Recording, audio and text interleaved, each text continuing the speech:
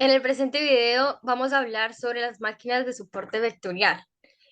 En esta oportunidad vamos a hablar Ana Marcela Navarro y Natalia Giraldo. Las máquinas de soporte vectorial son uno de los métodos de clasificación del aprendizaje automático. ¿Qué es el aprendizaje automático? Esta es una herramienta que ha ganado mucha popularidad en las aplicaciones que se relacionan con el mapeo de la cobertura terrestre. Es muy útil por esto en la teledetección, ya que usa algoritmos que son capaces de trabajar con una gran cantidad y variedad de datos que son complejos y muchas variables de predicción. Estos métodos son más precisos en comparación de otros métodos de clasificación de parámetros tradicionales. Las máquinas de soporte vectorial son un método de clasificación perteneciente a algoritmos de aprendizaje llamados métodos de kernel. Su propósito es hacer una clasificación binaria y separar un grupo de datos en dos categorías diferentes, permitiendo crear una frontera de separación o decisión que esté a la misma distancia de ambas agrupaciones. Bueno, esta frontera puede constar de una línea, un plano o un hiperplano de n cantidad de dimensiones, dependiendo de la cantidad de categorías que se utilicen para clasificar a los datos. Los vectores que definen el borde de separación de estos datos se llaman vectores de soporte, que también consisten en los puntos de datos más cercanos al hiperplano. Y el margen de separación entre ambos grupos de datos debe ser lo mayor posible para que así pueda aumentar la precisión de clasificación. Aquí hay dos ejemplos de clasificaciones erróneas en los que en la primera imagen se puede observar que hay un margen muy pequeño entre ambos grupos de datos y la frontera de separación, lo cual hace que la precisión de la clasificación sea muy baja.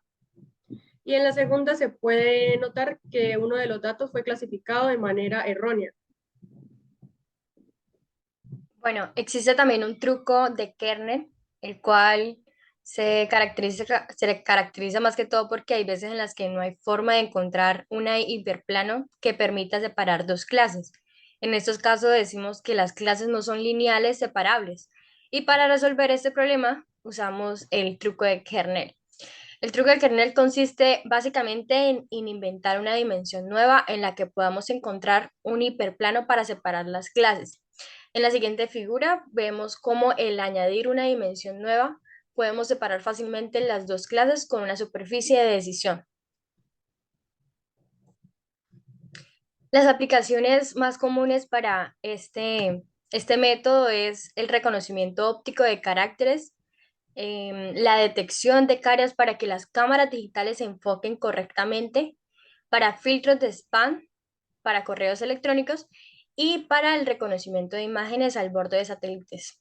Esas son más que todo en la geología, se utilizan en lo que son los sistemas de información geográficos para saber cuándo hay nubes, cuándo hay tierra, cuándo agua, cuándo hay hielo. ¿Cómo lo vamos a ver en el ejemplo que tenemos para más adelante? Bueno, en este caso vamos a ver un ejemplo con Google Engine, en el cual lo primero que tenemos que usar es herramientas de dibujo de puntos y polígonos para marcar la zona en la región de interés. Estas se toman más que todo o principalmente, las que no tienen nubes o las que tienen poca nubosidad. Lo segundo que hay que hacer es que cambiamos el nombre de esta importación a ROI, que tiene como abreviatura la región de interés, y ejecutamos el código. El código que vamos a ver a continuación. Y este es el código, el cual lo vamos a ejecutar en Google Engine.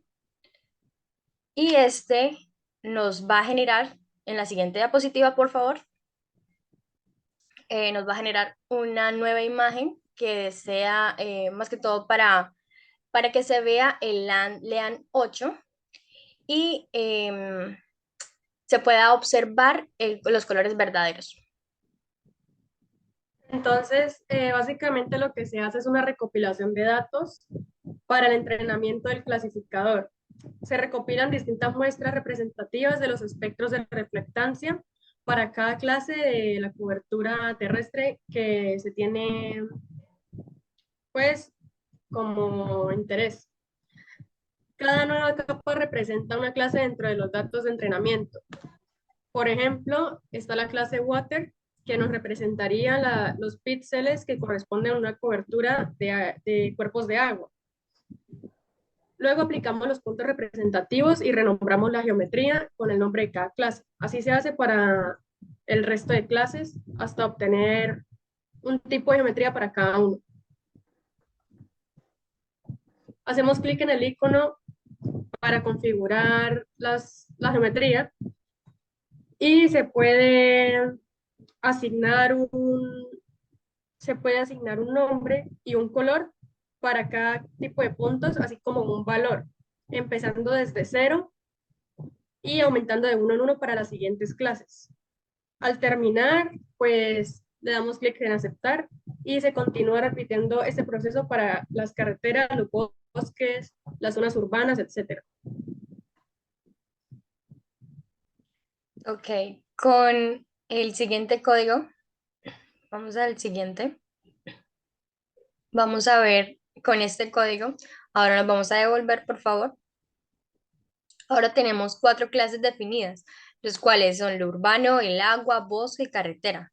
Pero antes de que podamos usarlas para recopilar datos de entrenamiento, debemos funcionarlos en una sola colección llamada Feature Collection. Para eso usaremos el código que ya les había mostrado, el cual nos ayudará a caracterizar e inspeccionar las características. Y con eso imprimimos la colección de características. Siguiente, siguiente. Ujú. Ahora se puede usar la Feature Collection que ya se creó con anterioridad para profundizar en la imagen.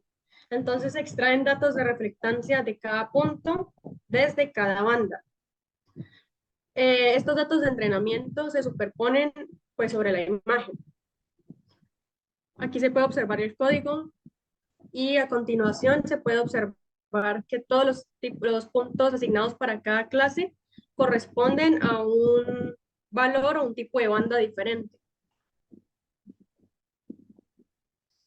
El entrenamiento del clasificador y la ejecución de la clasificación consiste en entrenar el algoritmo del clasificador utilizando los ejemplos de cómo se ven estos distintos tipos de cobertura terrestre mostrados anteriormente, pero desde una perspectiva multiespectral.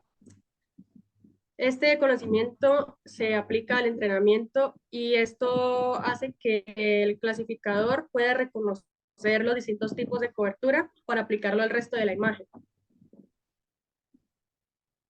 Como siguiente, vamos a usar la función de mapeo a continuación y pues esto es posible em, más que todo porque se ejecutan los colores y una de las generalidades que utilizamos acá es que, como vemos, el número 0 tiene un color característico, el cual es el amarillo, el azul y el verde, así consecutivamente. O sea, el 0 va a ser amarillo, el 1 va a ser azul, el 2 verde.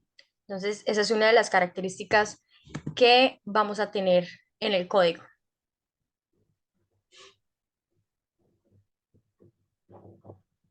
Y ya por último, vamos a ver cómo puede mejorarse el código con, con algunos parámetros que voy a decir a continuación. Lo primero es que podríamos usar polígonos en lugar de puntos para mostrar más píxeles para el entrenamiento. Lo segundo es que podemos cambiar la estrategia de muestreo. Recolectamos un número X de puntos de clases, pero algunas clases de cobertura terrestre cubren más áreas que otras. Y en su lugar podríamos experimentar con un enfoque de muestreo estratificado. Podemos hacerlo de manera que hayan más muestreos o más específico en una área determinada. Como siguiente, podemos cambiar las bandas, podríamos agregar información auxiliar, como datos de elevación o un índice derivado como NDVI para proporcionar información para la discriminación de las clases.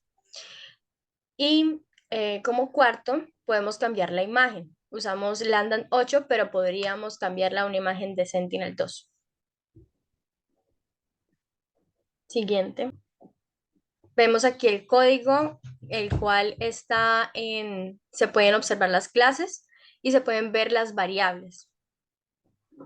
Aquí ya está estructurado lo que son los streams que utilizamos anteriormente y el raster que vemos acá es más que todo para determinar cuáles son los bosques, cuál es el agua, cuáles son las carreteras y cuál es lo urbano, la zona urbana. Entonces, este es un ejemplo ya estructurado que nos puede servir para clasificar. Gracias.